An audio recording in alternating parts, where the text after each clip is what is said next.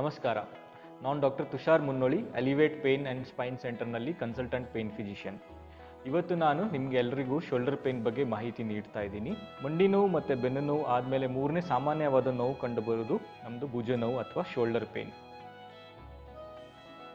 So ನಾವು ಇದನ್ನು 4 ಕ್ಯಾಟಗರೀಸಲ್ಲಿ divide ಮಾಡ್ಬೋದು.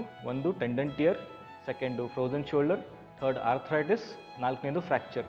ಮತ್ತು ರೇರ್ಲಿ ಇನ್ಫೆಕ್ಷನ್ ಆಗಬಹುದು ಅಥವಾ ನರದ್ದು ಸಂಬಂಧಪಟ್ಟಿದ್ದು ಕೆಲವೊಂದ್ಸಲ ಪ್ರಾಬ್ಲಮ್ಸ್ ಆಗಬಹುದು. ಭುಜದ ಸರೌಂಡಿಂಗು ಟೆಂಡನ್ಸ್ ಇರುತ್ತೆ, 4 ಟೆಂಡನ್ಸ್ ಇರುತ್ತೆ, ಅಥವಾ ಅದು ಇಂಗ್ಲೀಷಲ್ಲಿ ನಾವು ರೊಟೇಟರ್ ಕಫ್ ಅಂತ ಹೇಳ್ತೀವಿ. Okay, so 4 rotator cuff shoulder ಸುತ್ತಲೂ ಇರೋದ್ರಿಂದ ಅದನ್ನು ಯಾವುದಾದ್ರೂ ಟಿಯರ್ ಆದರೆ ಅದಕ್ಕೆ ಪಾರ್ಷಿಯಲ್ ಟೇರ್ ಅಥವಾ ಫುಲ್ ಥಿಕ್ನೆಸ್ ಟೇರ್ ಆಗ್ಬೋದು. ಸೊ ಪಾರ್ಷಿಯಲ್ ಟೇರಲ್ಲಿ ಏನಾಗುತ್ತೆ ಅಂದರೆ ಸ್ವಲ್ಪ ಅರ್ಧ ಕಟ್ಟಾಗಿರುತ್ತೆ ಟೆಂಡನ್ನು. ಫುಲ್ ಥಿಕ್ನೆಸ್ ಟೇರಲ್ಲಿ ಟೆಂಡನ್ ಪೂರ್ತಿಯಾಗಿ ಕಟ್ಟಾಗಿರುತ್ತೆ.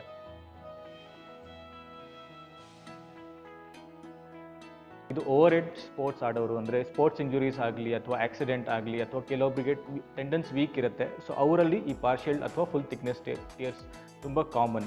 ಸೊ ಪಾರ್ಷಿಯಲ್ ಥಿಕ್ನೆಸ್ ಟಿಯರಿಗೆ ನಾವು ಯೂಶ್ವಲಿ ಅಲಿವಿಯೇಟಲ್ನಲ್ಲಿ ರೀಜನರೇಟಿವ್ ಥೆರಪಿ, ಅಂದರೆ ಸ್ಪೆಸಿಫಿಕ್ ಆಗಿ ಹೇಳಬೇಕಂದ್ರೆ PRP ಟ್ರೀಟ್ಮೆಂಟ್ ನಾವು ಅದಕ್ಕೆ ಕೊಡ್ತೀವಿ. Platelet rich plasma. So platelets ನಮ್ಮದು ಬ್ಲಡ್ಡಲ್ಲಿ ಪ್ಲೇಟ್ಲೆಟ್ಸ್ ಇರ್ತದೆ, ವೈಟ್ ಸೆಲ್ಸ್ ಇರ್ತದೆ, ರೆಡ್ ಸೆಲ್ಸ್ ಇರುತ್ತೆ, ಪ್ಲೇಟ್ಲೆಟ್ಸ್ ಇರುತ್ತೆ. ಸೊ ಆ ಪ್ಲೇಟ್ಲೆಟ್ಸಲ್ಲಿ ಯೂಶಲಿ ಗ್ರೋತ್ ಫ್ಯಾಕ್ಟರ್ಸು, ಪ್ರೋಟೀನ್ಸ್ ಎಲ್ಲ ಇರುತ್ತೆ. ಅದನ್ನು ಬೇಸಿಕ್ಲಿ ಅದು ಹೀಲಿಂಗಿಗೆ ಉಪಯೋಗ ಆಗುತ್ತೆ, ಸಹಾಯ ಮಾಡುತ್ತೆ. ಸೊ ಪಾರ್ಷಿಯಲ್ ಟಿಯರಲ್ಲಿ ನಾವು ಯೂಶಲಿ PRP ಟ್ರೀಟ್ಮೆಂಟ್ ಕೊಡ್ತೀವಿ. ಫುಲ್ ಥಿಕ್ನೆಸ್ ಟಿಯರ್ ಆದರೆ ಕೆಲವೊಂದು ಸಲ ಸರ್ಜರಿ ಅವಶ್ಯಕತೆ ಇರುತ್ತೆ. ಸೊ ಪಾರ್ಷಿಯಲ್ ಟಿಯರಲ್ಲಿ ಎಲ್ಲಿ ಎಕ್ಸಾಕ್ಟ್ಲಿ ಟಿಯರ್ ಆಗಿರುತ್ತೆ ನಾವು ಅಲ್ಟ್ರಾಸೌಂಡ್ ಮೂಲಕ ಅದನ್ನು ಪರೀಕ್ಷೆ ಮಾಡಿ ಎಕ್ಸಾಕ್ಟ್ಲಿ ಅದೇ ಜಾಗದಲ್ಲಿ ಅಲ್ಟ್ರಾಸೌಂಡ್ ಮೂಲಕ ನಾವು PRP ಇಂಜೆಕ್ಷನನ್ನು ಕೊಡಬಹುದು. ಸೊ ಒಂದ್ಸಲ ಇಂಜೆಕ್ಷನ್ ಕೊಟ್ಟಾದ್ಮೇಲೆ ಏನಾಗುತ್ತೆ ಅಂದರೆ ಅದು ಹೀಲಿಂಗ್ ಸ್ಟಾರ್ಟ್ ಆಗುತ್ತೆ. ಸೊ ಹೀಲ್ ಹೇಗೆ ಆಗುತ್ತೆ ಅಂದರೆ, ಯಾಕೆಂದರೆ ಅದ್ರ ಪ್ಲೇಟ್ಲೆಟ್ಸಲ್ಲಿ ಪ್ರೋಟೀನ್ಸ್ ಇರೋದ್ರಿಂದ ಅದು ಸ್ಲೋಲಿ 1 ವಾರ ಅಥವಾ 2 ವಾರ ಅದಕ್ಕೆ ಸಮಯ ಕೊಟ್ಟರೆ ಅದು ಹೀಲ್ ಆಗಕ್ಕೆ ಸ್ಟಾರ್ಟ್ ಆಗುತ್ತೆ. ಸೊ PRP ಒಂದು day care procedure. So day care ಅಂದರೆ ಏನು, ಪೇಷಂಟ್ ಬಂದು ಟ್ರೀಟ್ಮೆಂಟ್ ತಗೊಂಡು ಡಿಸ್ಚಾರ್ಜ್ ಮಾಡಬಹುದು ಪೇಷಂಟಿಗೆ. ಇದಕ್ಕೆ ಪೇಷಂಟಿದ ಸ್ವಂತ ಬ್ಲಡ್ ಇರೋದ್ರಿಂದ ಇದಕ್ಕೆ ಸೈಡ್ ಎಫೆಕ್ಟ್ಸ್ ತುಂಬ ಕಡಿಮೆ ಇರುತ್ತೆ. PRP ಇಂಜೆಕ್ಷನ್ ಕೊಟ್ಟಾದ್ಮೇಲೆ ಅದಕ್ಕೆ ಪೇಷಂಟಿಗೆ ನಾವು ರಿಹ್ಯಾಬಿಲಿಟೇಷನ್ ಅಂದರೆ ಕೆಲವೊಂದು ಎಕ್ಸಸೈಸ್ ಕೊಡ್ತೀವಿ. ಅದನ್ನು ಸ್ಟ್ರೆಂಥನ್ ಮಾಡೋಕ್ಕೆ, ಬಲ ಮಾಡೋಕ್ಕೆ ಅವರಿಗೆ ಈ ಎಕ್ಸಸೈಸಸ್ ಹೇಳ್ಕೊಡ್ತೀವಿ.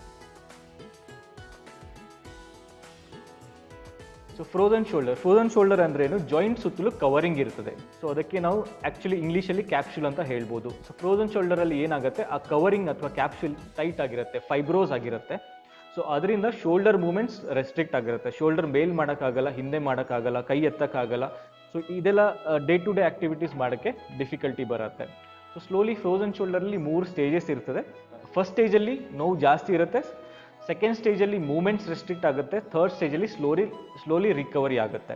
ಸೊ ಇದೆಲ್ಲ ನಾರ್ಮಲಿ ನ್ಯಾಚುರಲ್ ಆಗಿ ರಿಕವರಿ ಆಗೋಕ್ಕೆ 1 to 1.5 years ಬೇಕಾಗುತ್ತೆ, in case if patient is not taking the treatment.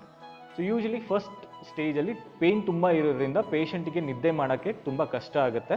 So first ಸ್ಟೇಜಲ್ಲಿ ಯೂಶಲಿ ನಾವು ಟ್ರೀಟ್ಮೆಂಟ್ ಕೊಡ್ತೀವಿ. ಫಸ್ಟ್ ಸ್ಟೇಜಲ್ಲಿ ಪೇಯ್ನ್ ತುಂಬ ಇರೋದ್ರಿಂದ ಪೇಷಂಟಿಗೆ ನೋವು ಕಡಿಮೆ ಮಾಡಿ ಅವರಿಗೆ ಎಕ್ಸಸೈಸಸ್ ಹೇಳ್ಕೊಡ್ತೀವಿ, ರಿಹ್ಯಾಬಿಲಿಟೇಷನ್ ಎಕ್ಸಸೈಸಸ್ ಹೇಳ್ಕೊಡ್ತೀವಿ.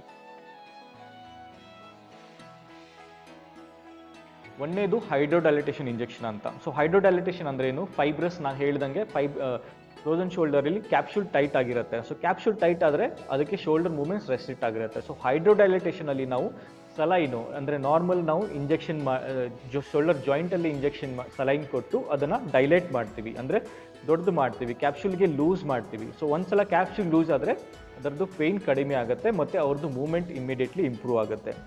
ಇನ್ನೊಂದು injection gel injection. So gel injection ಅಂದರೆ ಇಂಗ್ಲೀಷಲ್ಲಿ ನಾವು ವಿಸ್ಕೋ ಸಪ್ಲಿಮೆಂಟೇಷನ್ ಹೇಳ್ಬೋದು. ಇದು ಲ್ಯೂಬ್ರಿಕೇಷನ್ ನಾರ್ಮಲಿ ಶೋಲ್ಡರಲ್ಲಿ ಸೈನೋವಿಯಲ್ ಫ್ಲೂಯಿಡ್ ಅಂತ ಇರುತ್ತೆ. ಸೊ ಬೇಸಿಕಲಿ ಆ ಸೈನೋವಿಯಲ್ ಫ್ಲೂಯಿಡ್ ನಮಗೆ ಲ್ಯೂಬ್ರಿಕೇಷನ್, ಶೋಲ್ಡರ್ ಮೂವ್ಮೆಂಟ್ಸ್ಗೆ ಹೆಲ್ಪ್ ಮಾಡುತ್ತೆ. ಜೆಲ್ ಇಂಜೆಕ್ಷನ್ ಶೋಲ್ಡರ್ ಜಾಯಿಂಟಲ್ಲಿ ಕೊಟ್ಟು ಅದನ್ನು ನೋವು ಮತ್ತು ಮೂವ್ಮೆಂಟ್ಸ್ ಇಂಪ್ರೂವ್ ಮಾಡ್ಬೋದು.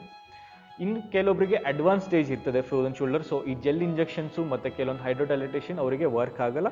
ಸೊ ಆವಾಗ ನಾವು ಅವರಿಗೆ ನರ್ವ್ ಬ್ಲಾಕ್ ಇಂಜೆಕ್ಷನ್ ಕೊಡ್ತೀವಿ. So third condition is arthritis or osteoarthritis. ಮಂಡಿ ಹೇಗೆ ಸೌದು ಹೋಗುತ್ತೆ ಅದೇ ಥರ ನಮ್ಮದು ಶೋಲ್ಡರ್ ಕೂಡ ಸೌದು ಹೋಗ್ಬೋದು. ಸೊ ಶೋಲ್ಡರಲ್ಲಿ 2 ಥರ ಆರ್ಥ್ರೈಟಿಸ್ ನಾವು ಯೂಶಲಿ ನೋಡ್ತೀವಿ. ಒಂದು ಗ್ಲಿನೋಹ್ಯೂಮರಲ್ ಜಾಯಿಂಟ್ ಆರ್ಥ್ರೈಟಿಸು, ಒಂದು ಆಕ್ರೋಮಿಯೋಕ್ಲಾವಿಕ್ಯುಲರ್ ಜಾಯಿಂಟ್ ಆರ್ಥ್ರೈಟಿಸು.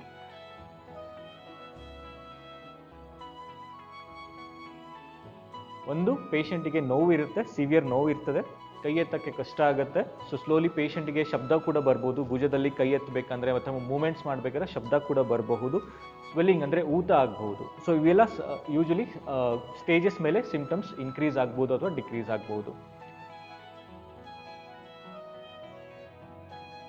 ಶೋಲ್ಡರ್ ಆರ್ಥರೈಟಿಸ್ ಅಲ್ಲಿ ಅರ್ಲಿ ಸ್ಟೇಜಸ್ ಇರುತ್ತೆ ಮತ್ತು ಲೇಟ್ ಸ್ಟೇಜಸ್ ಇರುತ್ತೆ. ಅರ್ಲಿ ಸ್ಟೇಜಸ್ಸಲ್ಲಿ ನಾವು ರೀಜನರೇಟಿವ್ ಥೆರಪಿ ಅಂದರೆ PRP ಇಂಜೆಕ್ಷನ್ಸ್ ಮಾಡ್ಬೋದು, ಮತ್ತು ಲೇಟ್ ಸ್ಟೇಜಲ್ಲಿ ಕೂಲ್ ರೇಡಿಯೋ ಫ್ರೀಕ್ವೆನ್ಸಿ ಅಬ್ಲೇಷನ್ ಅಂತ ಟ್ರೀಟ್ಮೆಂಟ್ ಮಾಡ್ತೀವಿ.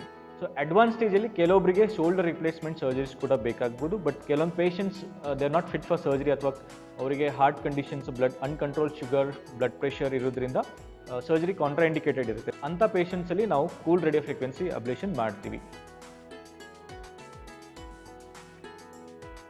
ಇದು ಒಂದು ನರಕ್ಕೆ ನಾವು ಯೂಶಲಿ ಬ್ಲಾಕ್ ಮಾಡ್ತೀವಿ ಅಥವಾ ಅಬ್ಲೇಷನ್ ಮಾಡ್ತೀವಿ. ಭುಜಕ್ಕೆ ನರ್ವ್ ಸಪ್ಲೈ ಇರ್ತದೆ. ನರ್ವ್ ಅಂದರೆ ಏನು, ಒಂದು ಪೇನ್ ಸಿಗ್ನಲ್ ನಮ್ಮ ಬ್ರೈನಿಗೆ ತಗೊಂಡು ಹೋಗೋದನ್ನು ನಾವು ನರ್ವ್ ಅಂತ ಹೇಳಿ. ಸೊ ಶೋಲ್ಡರ್ಗೆ ಮಾಡುವಂಥದ್ದು ನರ್ವ್ಸ್ ನಾವು ಯೂಶಲಿ ಕೂಲ್ ರೇಡಿಯೋ ಫ್ರೀಕ್ವೆನ್ಸಿ ಅಬ್ಲೇಷನಲ್ಲಿ ಬ್ಲಾಕ್ ಮಾಡ್ತೀವಿ. ಸೊ ಏನಾಗುತ್ತೆ, ಪೇನ್ ಸಿಗ್ನಲ್ಸ್ ಯೂಶಲಿ ಬ್ರೈನಿಗೆ ಪಾಸ್ ಆಗಲ್ಲ. So most of the times almost around 70 to 80% ಪೇಷಂಟ್ಗೆ ಪೇನ್ ರಿಲೀಫ್ ಸಿಗುತ್ತೆ. ಸೊ ನಿಮಗೆ ಶೋಲ್ಡರ್ ಪೇನ್ ಅಥವಾ ಯಾವುದೇ ಕ್ರೋನಿಕ್ ಪೇನ್ ಇದ್ದರೂ ಅಲಿವೇಟಿಗೆ ಭೇಟಿ ನೀಡಿ.